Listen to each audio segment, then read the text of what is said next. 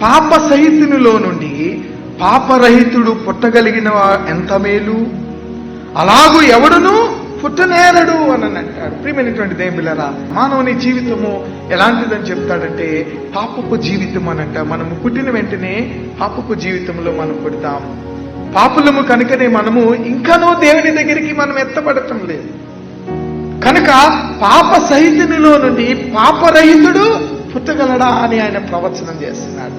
మానవుని యొక్క నిరీక్షణ ఎలా ఉండాలో యోబు జ్ఞాపకం చేస్తానంటాడు.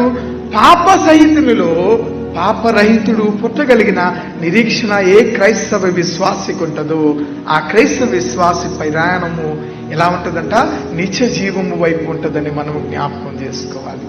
యోబు ఆ ప్రవచనాన్ని జ్ఞాపకం చేసుకుంటూ జన్మతః పాపులమైనటువంటి మనలో నుండి, అనగా ఆ రోజు మరియ గర్భములో నుండి ఎవరు జన్మించారు? యేసు ప్రభు వారు జన్మించినట్లుగా చూస్తున్నాం. పాప సహితునిలో నుండి పాపరహితుడు పుట్టగలిగిన వాడైనటువంటి యేసయ్య ఎలాంటి వాడని అంటాడంటే ఆయన పరిశుద్ధుడు, ఆయన పరిశుద్ధుడు, ఆయన పరిశుద్ధుడు. ఆయన పరిశుద్ధ స్థానము ఎలాంటిదనంటే ఆ పరిశుద్ధ స్థానము మనలను నిరీక్షణ వైపు నడిపించేదిగా ఉండాలని ప్రభు జ్ఞాపకం చేస్తున్నాడు.